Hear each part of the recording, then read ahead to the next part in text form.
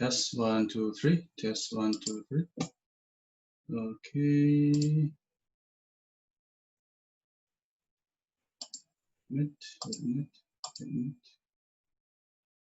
Test 1, 2, 3. Admit.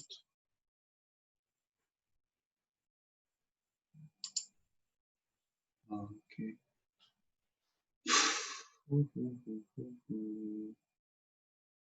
1, 2, 3. Yeah. Launch meeting.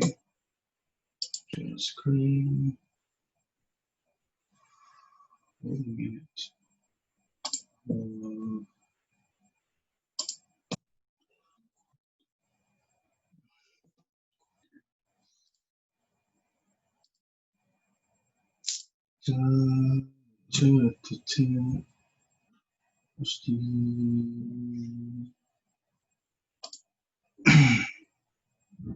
Okay.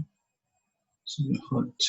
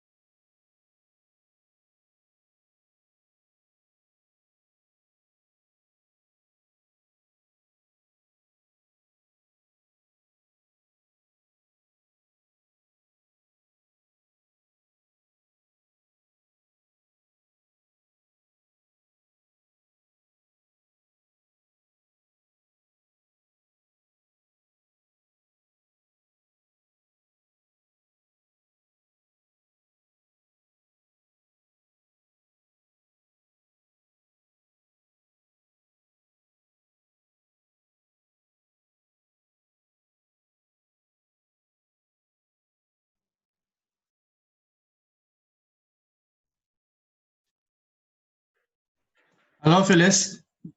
How are you? I'm sorry for the. Hello. Sorry, no, I've got my earphones in, so.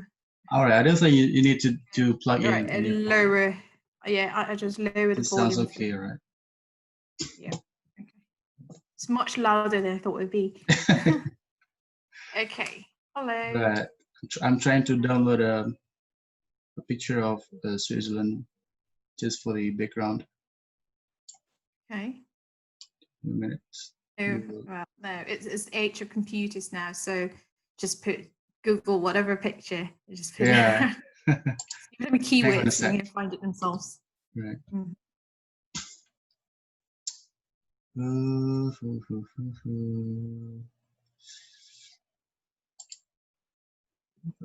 Okay.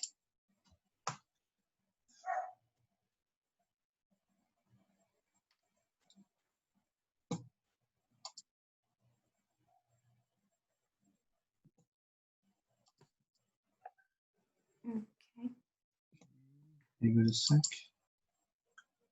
I found one. It's being downloaded. Share screen. Share one. Okay.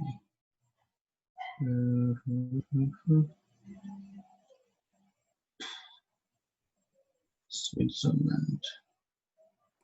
Come on. Doesn't work. So I have two screens in front of me. I don't know which one you are seeing. I actually have it in the multi-screen mode. Oh, now it shows that it says you've started screen sharing, but it's blank. I mean, it's just all dark. Yeah. I'm trying to open a picture. Trying to open the other one. Oh, I think it's working. Yeah. Oh, too small. Wait a minute. Better than nothing. Yeah. Okay. Wait a sec. There you go. Yeah. Just just to make it beautiful for as a background. Okay, everyone. Good evening, Indonesian time, and good afternoon, Switzerland time. Yep. Yes, it's 3 p.m. over here. It's 3 p.m. right? So everyone, my students, if you can hear my voice clearly, you should. Oh, how do I wait a sec? You should say okay or fine on the chat box. Students, if you hear my voice clearly, you should say okay or fine on the chat box.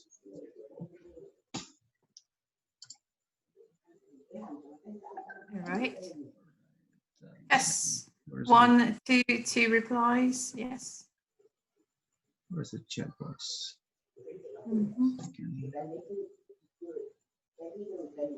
Need to mute everyone except okay.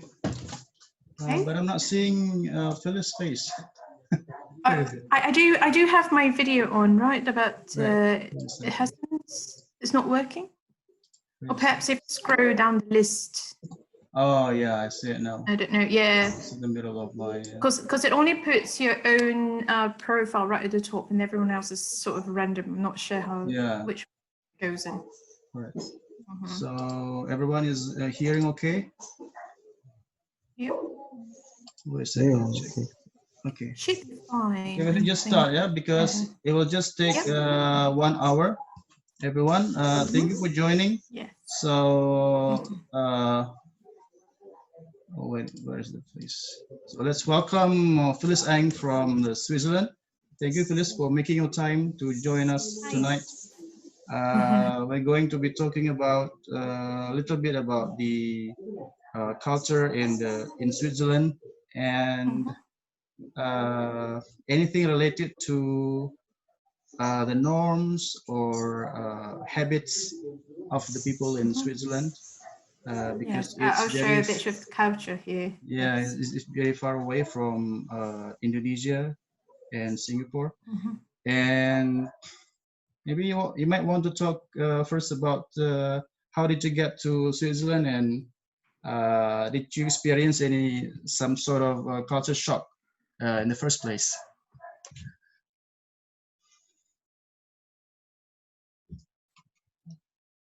It's freezing. Hello? The connection might be interrupting. Hello, Jess?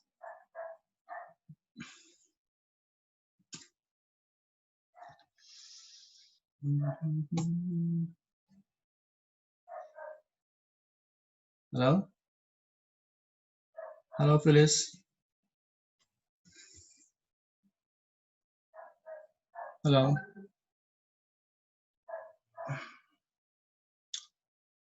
Hello? Oh, Phylis just got out.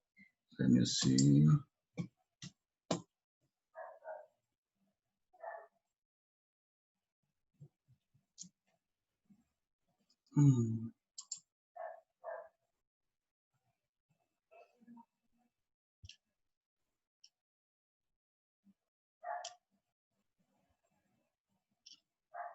Did you get out?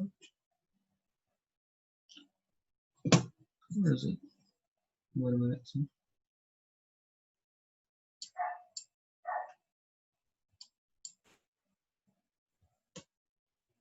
There you go.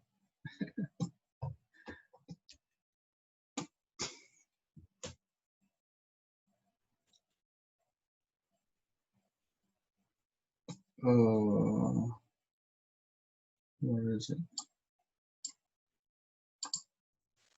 Hello, Phylis. Sorry. Yeah, All right. sorry. I What think happened? I got disconnected. Yeah. Oh, I see. Yeah, okay. So did you hear what just I said? Oh, yeah. Okay. So Yeah. mostly we came to Switzerland because of my husband's job. So since we've been here since December 2015. So at the time that I arrived here with my husband, I was actually 7 months pregnant. Oh, so I went I over see. with my big belly and it was like, oh no, we need to find a hospital. So the first thing that we did when we got there, I was just looking all around. Okay, what's a good hospital? What is, how do we get ourselves properly registered in a new country? And the So thing on is December, that, you were 9 months pregnant. On 7 December, months. correct. Even 9 months in December, that's when I'm just like, I see. Yeah. They won't let you on a plane after you're 36 Was it your weeks first pregnant. child or second child? First. First, yeah. Okay. So, and it was quite a journey because the whole thing here in this part of Switzerland where I live, it's Zurich, and this is the German-speaking part of Switzerland. So their native tongue in this region is actually German, and it is a specific dialect of German. It's Swiss German. So it's not even regular German, it's Swiss German. Okay. So one of the things that they do differently in Swiss German is that, so for example, the word ice cream, in High German, which is what they call Standard German, High German, they call it ice, right? You're practically ice cream is ice. Yeah. Without cream. They just call ice cream ice. So and then in Swiss German, ice cream is Gläse. Yeah, so it's totally different vocabulary, different words. Yeah, so it's really a proper kind of spoken language, but on paper they still use High German. So they read and write in High German, but when they speak to each other, they use Swiss German. So what makes Low and High German different? What set them apart? Swiss German and High German. Oh, Swiss German, not Low German. No, there's no high and low. They just call it. Yeah, I mean that's just what they call it. There's the standard. They call it High German, and it's called Hochdeutsch. Is it the national German? National language? No. kind of like what you think standard German is supposed to be. So it's spoken across regions like Austria, Germany, or Belgium, yeah, Switzerland as well. So they have the standard ones and then their own dialects. Oh, I see. Okay. Yeah. So as you moved to Switzerland in 2015, correct? Did you experience any kind of culture shock, or did your husband have been there before? You guys had experience? He's only been there once before for an interview. So he just he came back and he's like, "Oh, it's very pretty. We should go." I'm like, okay. Okay. So what did you find different? What did you find different between your previous country? The language, for sure. The language. I don't think it was so much of a great big shock for me because I had prior experience. I was living abroad already. I was not really in Singapore a lot of the time, even while growing up, actually. So yeah, it's not so much of a cultural shock. And I think what a lot of other people actually say is that they're so surprised by the variety of languages that people speak in Switzerland. But I think because I'm from Singapore and it's also a very, very multicultural, multilingual environment. So it's not really so much of a cultural shock. It was just like, oh, it's the same thing, just with a different set of languages. Yeah, right. Pretty much. Yeah. So in terms of language, you didn't experience some kind of shock, right, to it. But in terms of the daily habits or local norms, were there any significant findings? Well, again, I already lived abroad and stuff, so it's pretty much, I've already experienced it. Yeah. So it's not very new to me. I see. Yeah. Because I've lived, I mean, I grew up in Singapore, I've lived in Poland, I've lived in Japan, and now I'm living in Switzerland. I've also spent some time in the US. So I've been to countries, and this is just another one that I've gone to. Yeah, because, so before you lived in Switzerland, you were in Singapore? Yes. Yeah. For how long? I was there for about 2 years. And before that I was in Japan for about 5 months or so, and before that I was in Singapore again, and before that I was in Poland, before that I was in the US for a bit, and I heard that, jumping around. All right. When you were in Japan, you taught English, right? Yes, I was teaching English and Chinese in Japan. And it was the same in Poland as well. I was also teaching English and teaching Chinese in Poland. Yeah.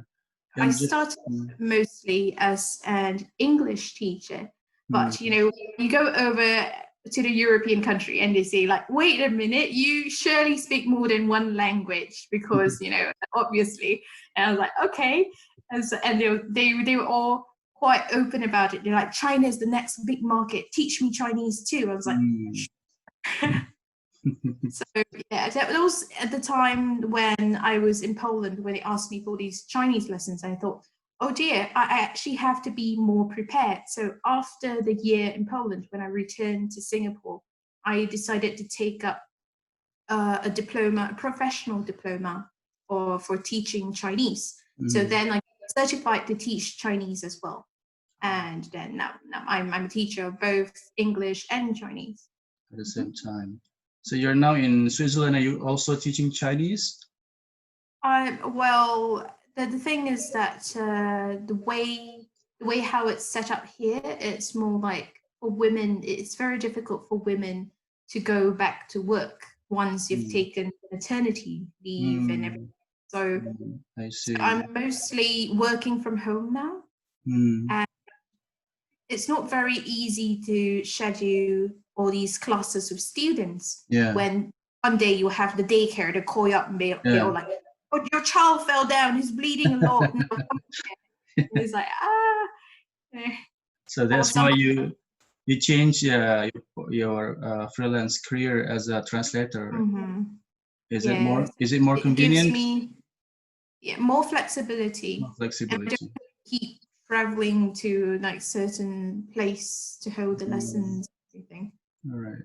So, And at the same time, it's also more international because the trouble with having students is that sometimes they'll be like, I can't make it today. And then you went there already, you have everything set up, you printed out the notes and they don't turn up.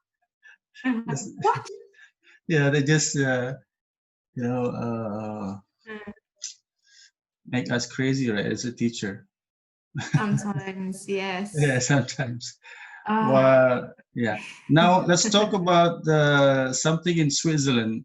Yes. Yeah. I learned that there are some festivals that are held annually or regularly on. Yeah, so these are annual events, all of them. Okay, there are 3 that I would like to talk about today. So the first one is called the Leuten. So it actually means if I'm not wrong, it means something about the ringing of the bell at 6. So this is supposed to celebrate the coming of summer. What they have, yes, the coming of summer. So they have this snowman that's actually made out of wood and cardboard and painted white, and they put explosives in the snowman. They put the explosives in the head of the snowman. Yeah. And then they put a bonfire around the bottom and they set it light. So they time how long it takes for the snowman's head to explode. And the faster it explodes, the better the summer you have. That's the target of the festival is a made up creature, right? Is there? It's basically if you know some of the English cultural things, you know the concept of the boogeyman.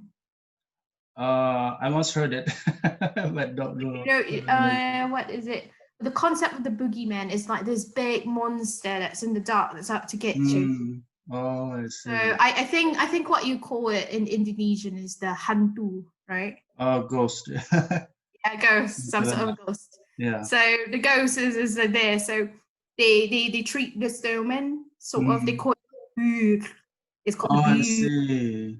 As if. Yeah, as and if this is the one that they set on fire.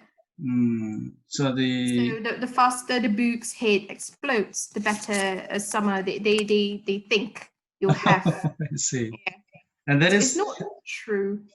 What month is it usually held? It's usually summer. I think about April. Yeah. Around April, yeah. And is it only in one day or it's? No, it's over a couple of days. It's a couple of days because they've also got parades leading the main event. They've got a parade. And then the representatives from the surrounding cantons and all that, they'll come around and dressed up in the costumes. They'll ride the around as well. And after the snowman explodes, there's a whole bonfire set up.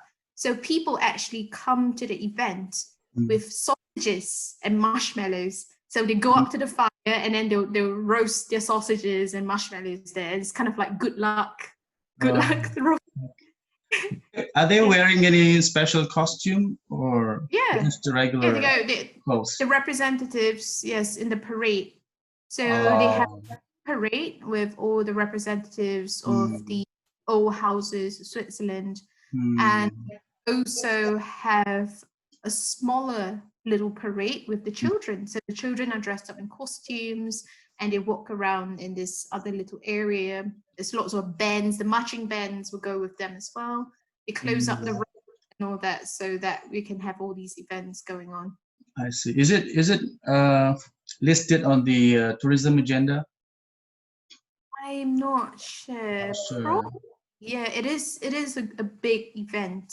But the thing is that I think it does not have a set date for it because kind of right. like this roughly summer is going to be this, and there's roughly this date, Yeah. not an But, exact date each year. yeah. In our island, Bintan, right? We have particular days for cultural festivals, right? So the tourism board will always mark the tourism calendar for certain festivals, such as let me remember, dragon boat race, maybe similar in Singapore, right? Yeah. Yeah, and other activities. So what else that you are going to Okay. share? Yes. The second one is actually coming up soon. It happens in around November. Yeah. And this is, it's not exactly an event, it's more like an activity. And in this activity, it's called the Rubelslichtstich. Yeah. What is it in English? That's Swiss. Okay, this is the turnip carving. Oh, I've told you about this turnips. So this carving, it's very similar to what you've seen in media with the American tradition of carving out pumpkins, but in this case, it's turnips. So are you seeing my screen? Is it the one? Yes. Yeah, it must be the one. No? Yeah, this is the one. Yeah, that's how to carve it. So what does it mean for Beautiful. them to carve the turnip? What does it represent? What does it symbolize? Now it's pretty much the start of the festive season. So when so it's kind of a very nice little parade for the children as well. So they make a small little event of it. Like last year in my children's daycare, they say, okay, now this week bring in a turnip, and they carve it in school. Daycare, they carve it. Then they have this evening where all of the parents come and have a small little walk with their children with the turnips that they've carved out. They put a little light inside, a tea light inside the turnip, and around the neighborhood. Oh, I see. And when we're done with it, okay, while they're walking, they actually are singing this specific songs. I can't sing the song, sorry. I don't know. Is it in German? Yes, it's in Swiss German. Even Swiss standard German is in Swiss German. This small festival is held on which month? Roughly November. Roughly November, yeah. So as Christmas about to come in. Yes, because this is supposed to signal when the festivities are going to begin. All it's right. kind of like pre-Christmas. Pre-Christmas thing, yeah. Is it usually in snow season? Is it usually in snowy season? Snowy, I would have to say that in this area in Zurich, it's not exactly a very snowy part of Switzerland. Oh, I see. Yeah, the snow is mostly in the mountains. In the mountains. Yeah. And in the city area, there's not so much of it.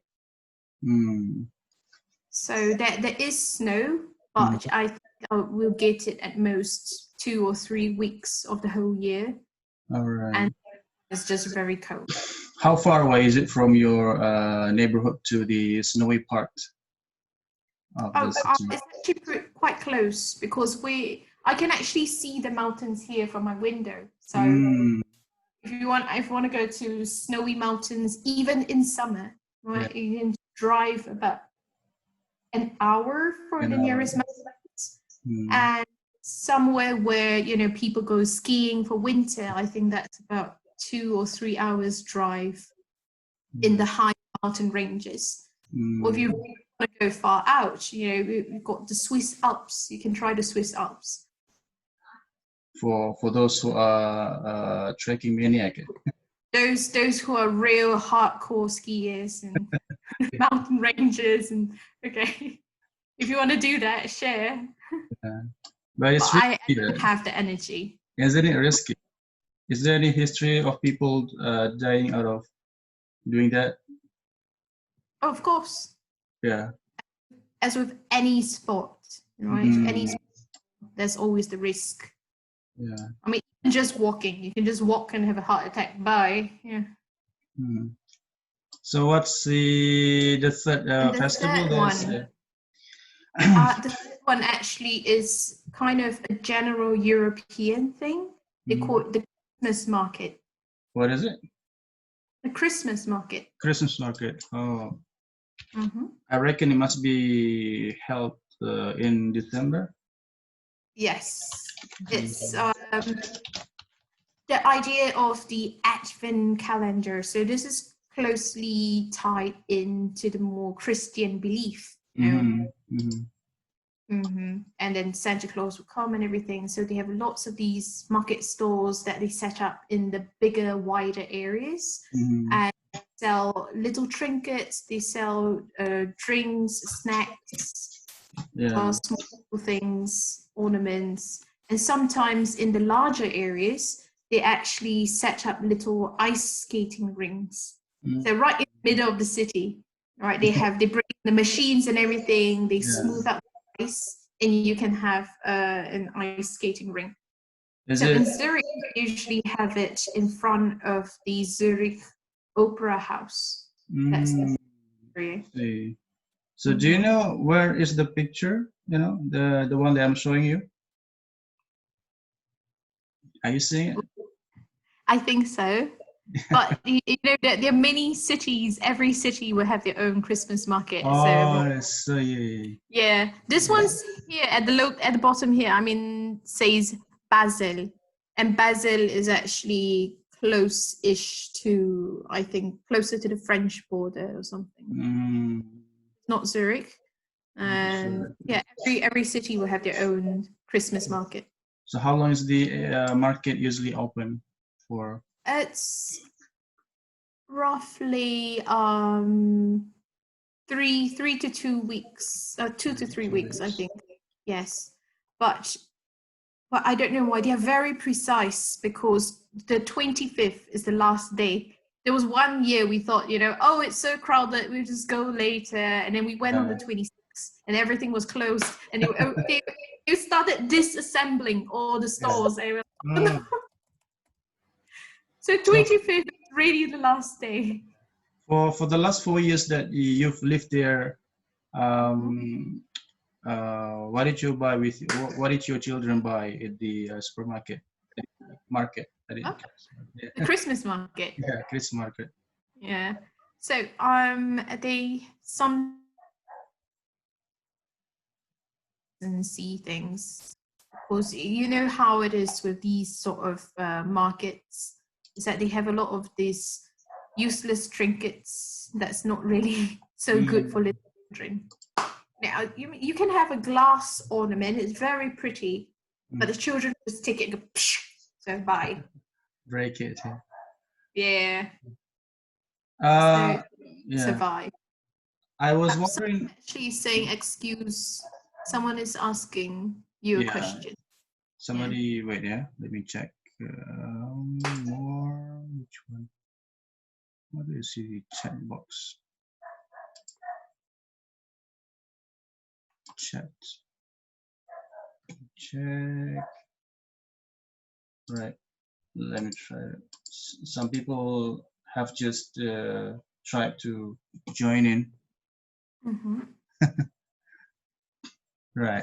So I was wondering about the population of people in Switzerland in terms of religion. How many percentage? What is the dominant religion is there? It's definitely Christianity, but I'm not really sure which exact branch of it, because there's something called the Reformists, I think.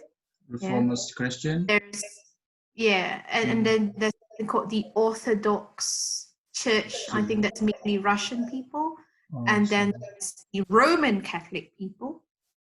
And then there's basic Catholic people. And there's also all the branches of Christianity. So usually for these, they're just, they just list themselves as Christian and pretty much it. How about the Muslim population? The thing about it is that they actually, if you declare yourself as a Christian, which my husband is, right, you pay a 5% church tax. 5%? Yes, so 5% of your income goes to the church. Nice. If you declare yourself Christian, it's like, oh, the 5% right away taken. Does anyone have to show the identity card to prove that he is that religion holder? Yeah, I think so, yeah, because the Christians, they have this sort of register of Christians, that sort of thing. So if you do declare yourself as one, there is the paperwork for it. Funny. The church must be big enough as they Really, receive donations from the. If it's 5% of your income tax, like, that's a lot. Very rich. They're very rich. So Switzerland, it's a country or it's part of a city? Switzerland is a country, yes. And it is led by a prime minister? Not exactly. It's led by this federation. Federation. Yes. So if you've noticed, for Swiss websites, they don't go like so for example, in some other countries, they have like blah blah blah.com.uk, if it's right. UK. Yeah. But for Switzerland it's .ch. CH. Yeah, the CH stands for Confederate Helvetica. So the Helvetican Confederate. They are a coalition of different feudal fiefs, so to speak. So they used to be governed by, like, individually governed, and then came together as a union or confederation of groups. Right. But now they're called cantons, and each canton has their own rules. But they work together as one country. So what happens with the presidency or the leadership of Switzerland is that leader of each canton takes turns every year. Oh. Yeah. Yeah. So it's the something. It's just like Is Zurich a canton? Yeah, it's a canton. It's a canton. How many cantons are there in Switzerland? Good question. Is it more than 10? More than 20? I think it's 27. 27. And are the leaders elected by the society, or they were directly? So each canton has their own voting time, and then leader for that time, and then the leader represents them. And depending on what year it is, then they take turns to lead Switzerland itself and something like that. But everything goes through a lot of voting. So it's not just one person deciding on things.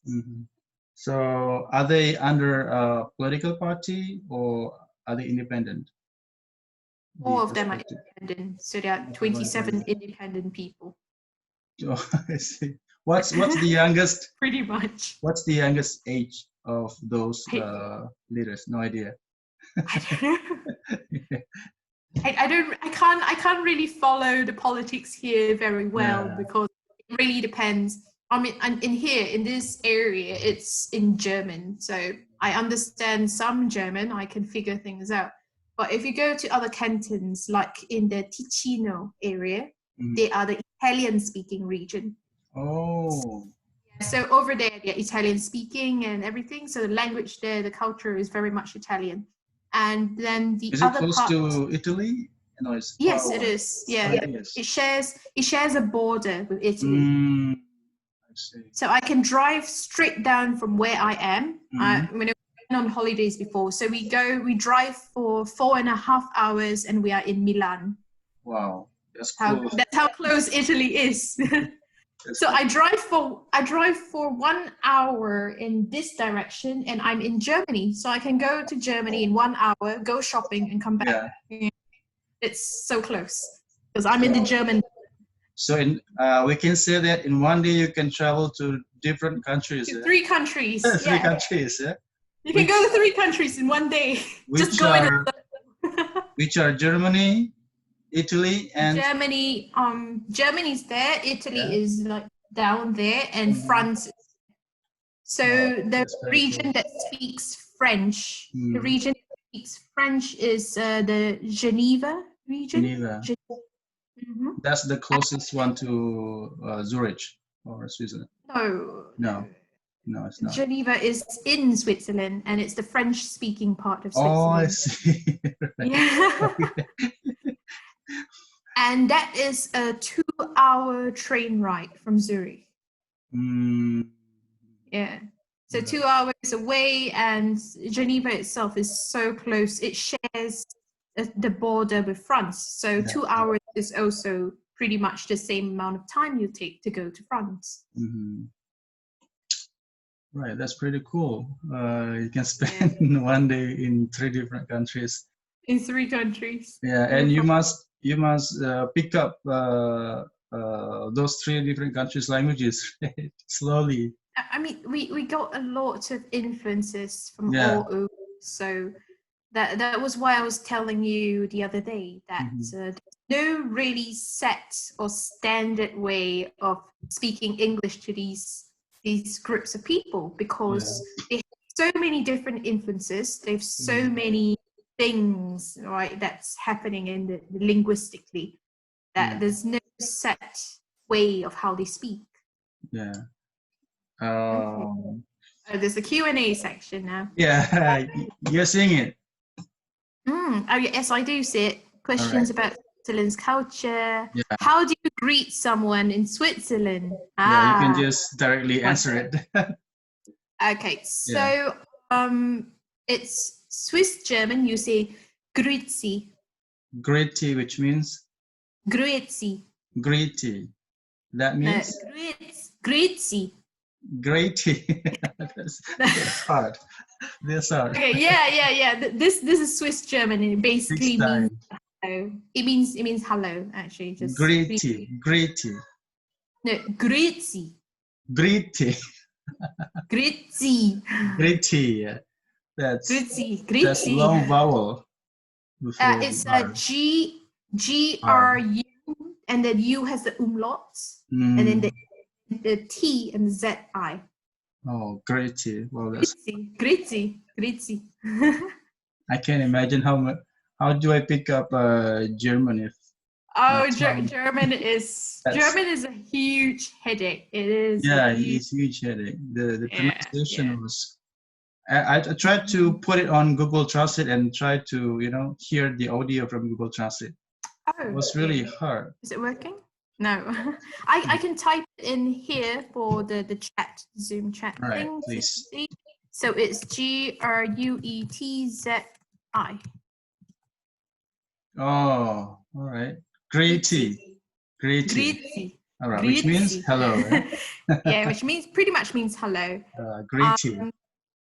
It's close to great, right, in English.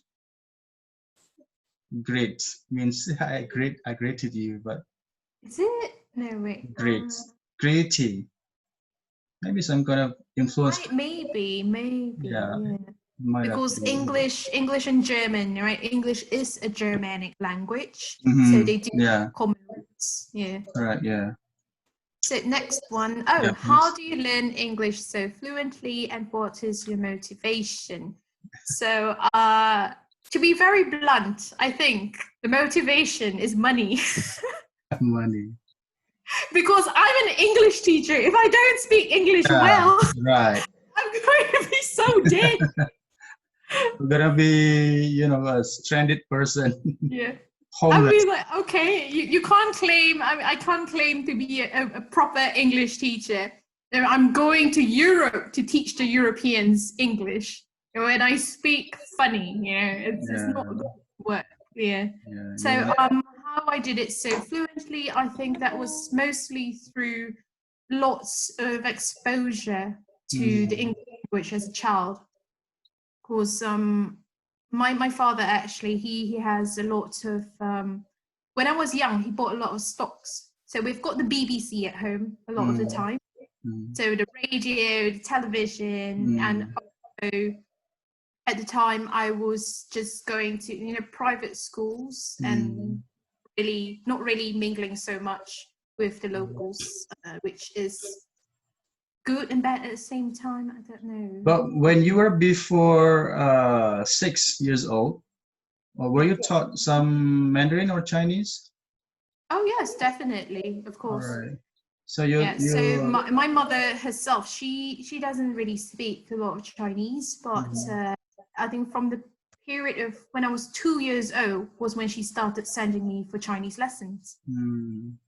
So of course we started with the 汉语拼音，所以慢慢过来，我们就有学1、2、3开始，到了一个段时间，就渐渐的对这语言熟悉起来。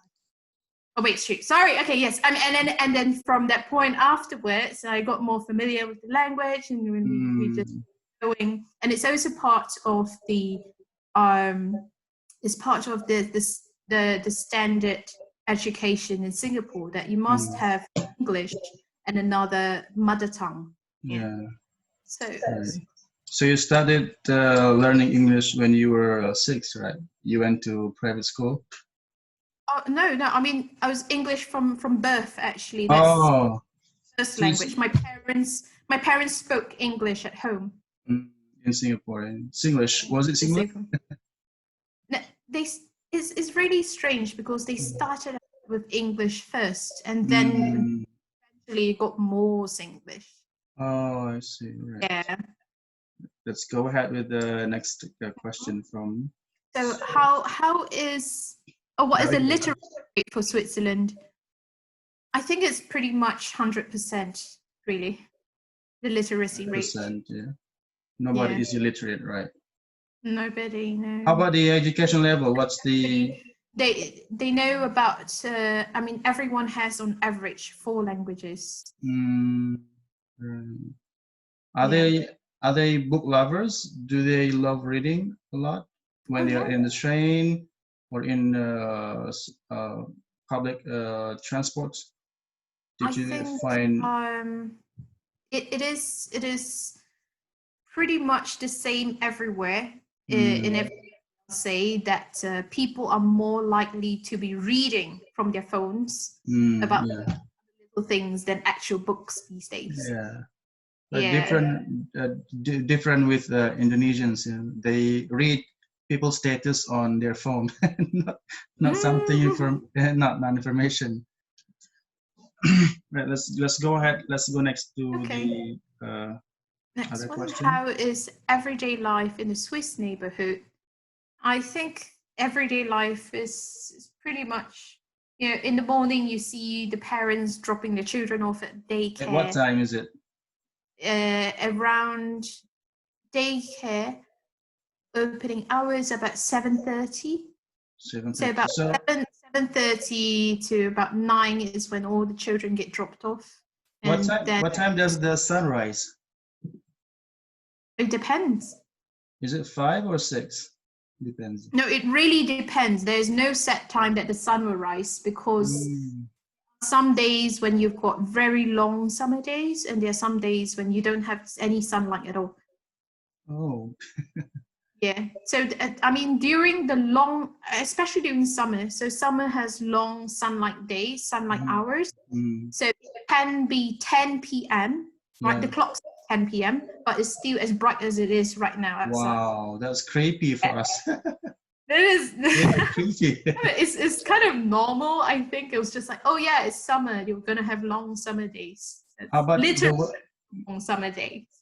But the weather is not affected, right? When it's 10 p.m., the weather's still warm. Yeah. Because the sun is still out. Yeah. I mean, that's summer, and now it's autumn now, so it's colder. Trees are turning yellow. It's just the beginning of autumn now, so the temperature is now about 11 degrees. Right. Okay, let's. I promise my students to, directly ask questions in the last 10 minutes of Okay. our sessions. But before that, let's read some more questions regarding the. About world Englishes or? Yeah. Do you think you want to touch on Oh, that? okay. So I'll just try to go as quick as I can then. All right. Yeah. I'm scrolling up and down. Where is it? Okay, Switzerland has 4 main languages. How much does it affect diversity in cultures? I think it does have a great impact because they're able to, connect to these different languages and communicate with each other. So it's also very intercultural because it's not just these 4 in this country and region, because the borders, I mean, there's so many countries attached. I mean Yeah. sharing borders with Switzerland. All these people from outside, they come in, they live there for a long time, they go off. There's a lot of exchanges going on. So it is a lot of diversity. I mean, come on, it's Switzerland and you've got Singapore in here. I'm like, woo, that's how crazy it is. Singaporean Okay. is also Malay. Right? Singaporean is also Malay ethnic.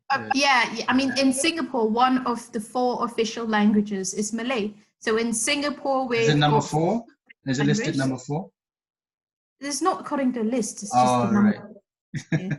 So Yeah. we've got English, Mandarin Chinese, Malay, and Tamil. Those are the 4 languages of Singapore.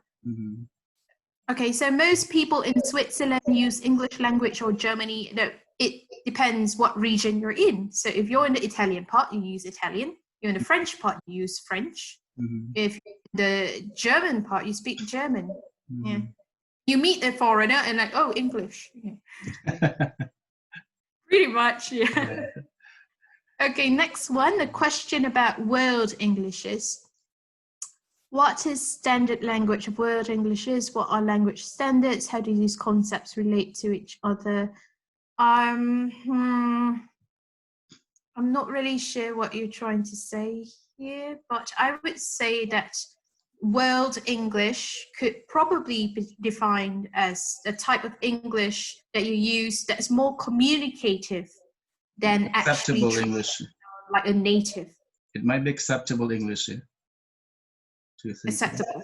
Yeah. Acceptable. Widely acceptable. Yeah, I think I would say that it is communicative English.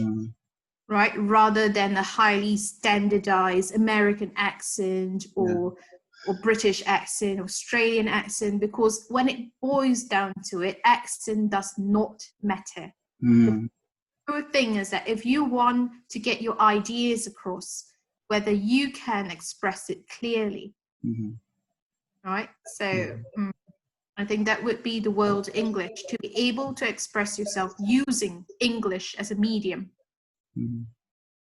All right, so what's this?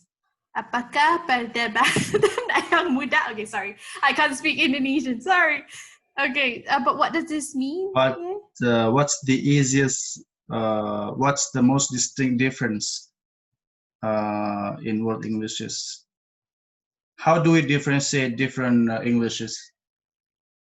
Oh, well, you have to have lots of exposure to the different English language things, and you can just, then you can listen, you can pick up the quirks of some people. So for example, here in the German speaking area, for example, I can take this example from the daycare.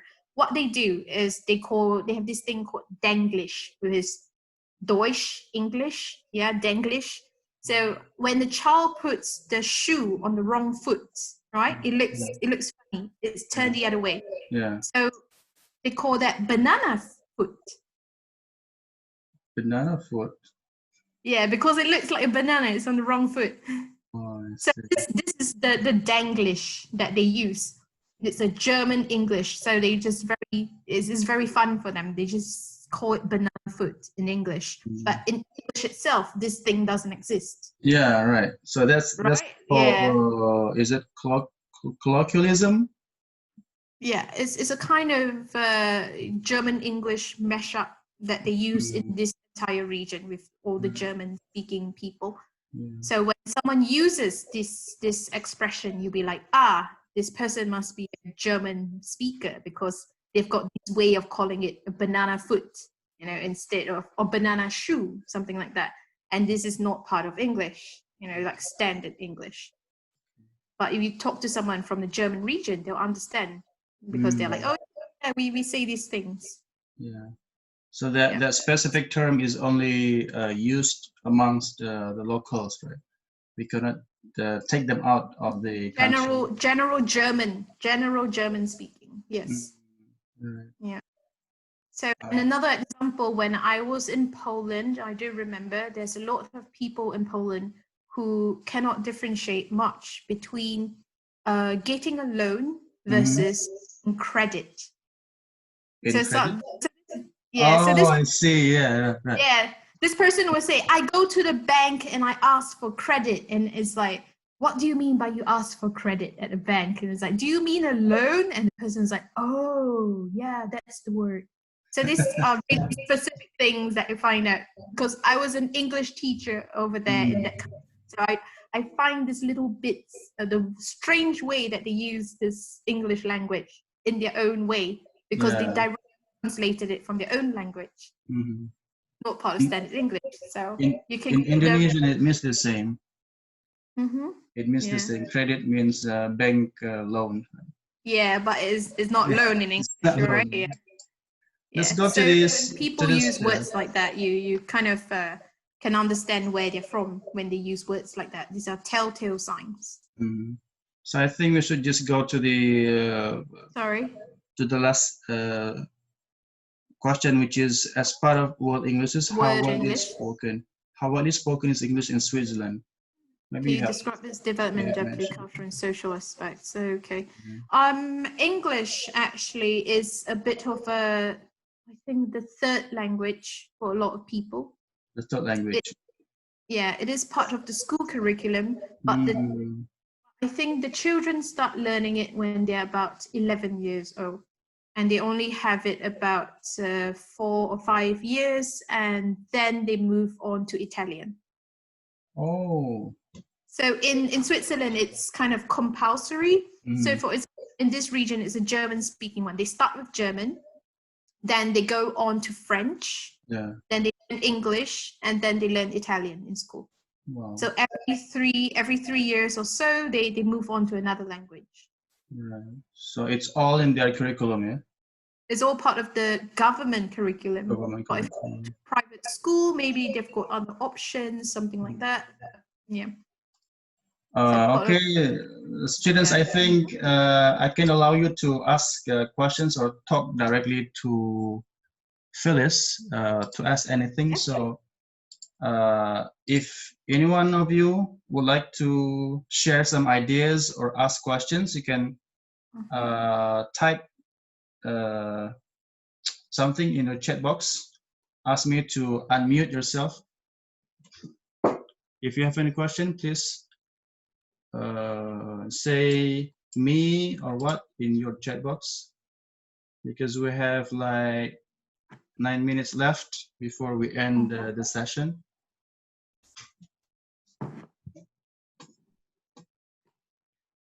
Anyone? I can answer this one in the meantime. They ask, what's the difference between a Swiss accent and American or British accent? So I would say that the Swiss people, when they speak English, they don't have a specific accent. It really depends on where they've learned English. So if it's somebody who has gone to America and learned English in America, of course they'll have an American accent. All right. If they've gone to a British school with British teachers, of course they have a British accent. So it really depends on who they've learned from and how, because it's not their national language there. It's a second or third or even fifth language for some.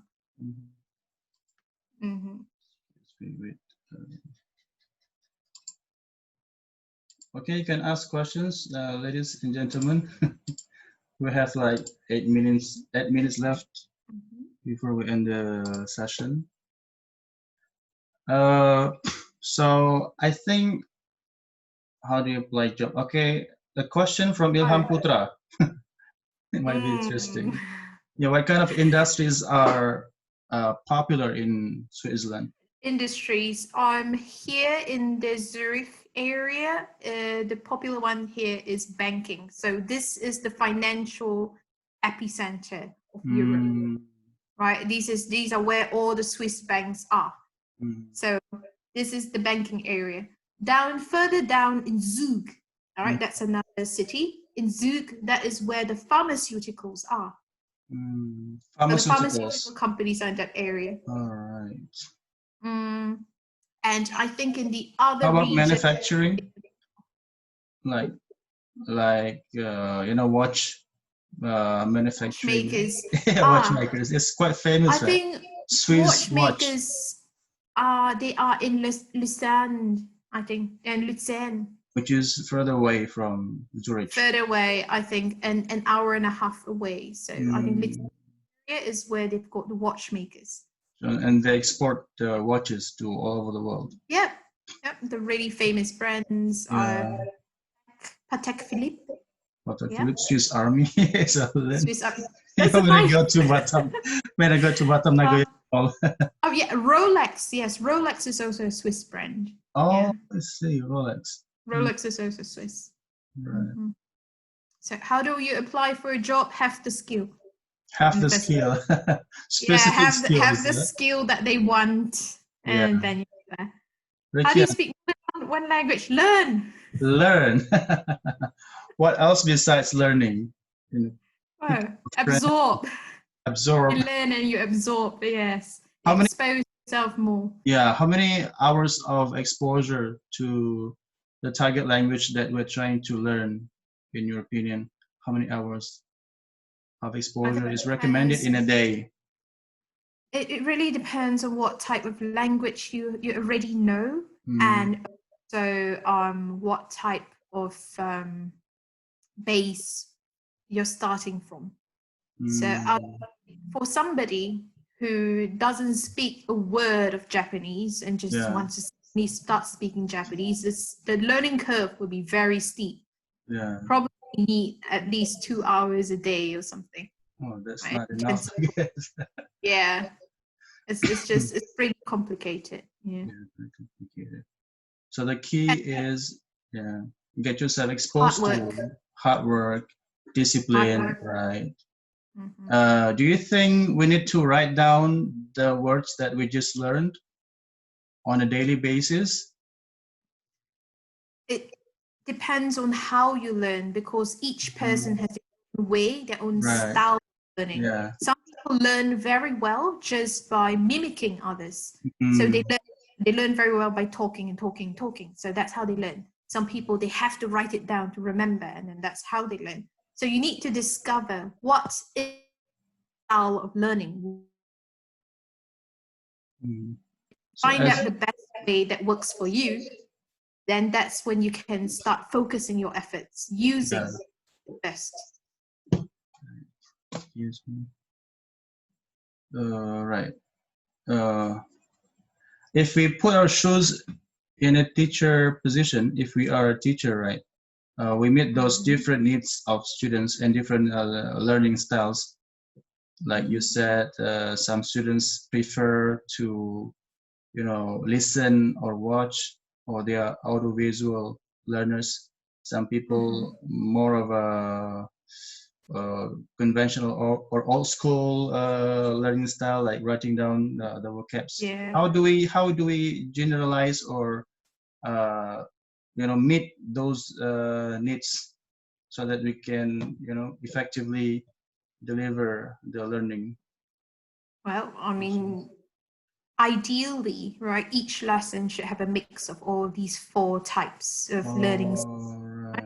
And then, I mean, it's also part of the teacher duty. You observe how well the students do. So maybe you can see, this student actually responds very well to this sort of thing. You make a note. Be like, okay, he's good at this thing. We'll try more of it. And it's like an experiment. Yeah. So they are our guinea pigs. Yeah. We try out what works best on them. And we give our recommendations based on that if you're really, really going to help to move along the learning process and make it easier for everyone. Yeah. So, I mean, ideally in the beginning, you start out with all these methods, the different input. And so, I mean, if the students are the type that will give you lots of good feedback, you can just ask them directly. It's like, tell me, did this work for you? And then they tell you, it was good, it wasn't, I enjoyed it, I didn't. You know, and if everybody says they hated it, they're like, don't do it again. So that's kind of oral feedback is important as EFL teachers. Yeah, of course. I mean, I thought the thing is that you can't just go in one way all the way and then it's my way or the highway, and you know they'll be like, I don't want to learn anymore, this is not working for me. So it demotivates the student a lot. Yeah. Right. You always apply that every time you teach. Yeah. I mean, it's also applicable to translation in a sense. You know, you always ask your client, what do you want your end product to look like? What is your objective here? Right? How am I going to tailor it to what you like? You know? They you provide good service, they like it, they come back to you, they recommend you. So that's the success cycle going. If we talk about translation, it's do you think it's a must for us to keep two-way communication with the client? Or if, for example, we just got a new client, right, and they just asked for the rate, they asked about the quotation. Do we have to explain our terms and conditions and blah blah blah, or we should just? No, the thing is, I think if you think from the client's perspective, they're not interested in like why blah blah. They're like, how much? Tell me. Right. They're not going to like, I'm not going to read 27 pages of a PowerPoint presentation. That's not going to work. Yeah. So you can tell them, make it simple for the client and be like, okay, so this is my very expensive rate. I will give you all services. You want it cheaper? I've got option 2, cheaper with less. And then you can go option 3, which is quite rubbish, but you know, acceptable. I give you 3 options. You have a choice. If you don't want any of it, then don't look for me. Go somewhere else. You always do that every time the client. No, not every time. Not every time. I mean, if you have a direct client, there's more room to negotiate. But if it is agency, right, the agencies will be like, this is our rate, you accept it or not. And then you tell them no, and then you go your different ways. That's it's a bit dilemma for us. Okay, guys, students, I think we already get close to the end of the session. Sorry, is there any more question from students? You can ask on your microphone, or you can type something on the chat box. Our time shows 9:02 p.m. Western Indonesian time. In Switzerland, it must be. It's 4. 4, yeah. It's 5 it's 4:02 hours difference, Indonesia and Switzerland. I think we can close the session. Do you want to say something before we end the session, Phillips? Well, it was nice meeting you all. I hope you enjoyed the talk. Some of them are sleepy already. Oh dear, I'm so sorry. No problem. I mean, I hope I wasn't keeping anyone away from their dinner or evening activities. All right. Thank you for taking the time out today. Thank you. Hear me ramble on about everything. Thank you for sharing your knowledge and everything, Phillips. I hope. We can. See you again. What do we say? Sorry. Terima kasih. Yeah. You picked up in Singapore, that expression. Sama-sama. Right. Thank you, Phillips. Thank you very much for the time, and we shall give you a certificate of appreciation for Right. Thank you. Thank you. WhatsApp.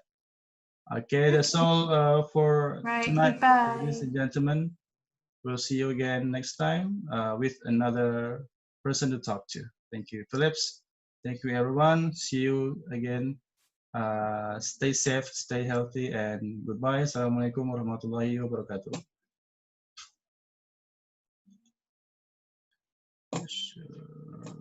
Stop share.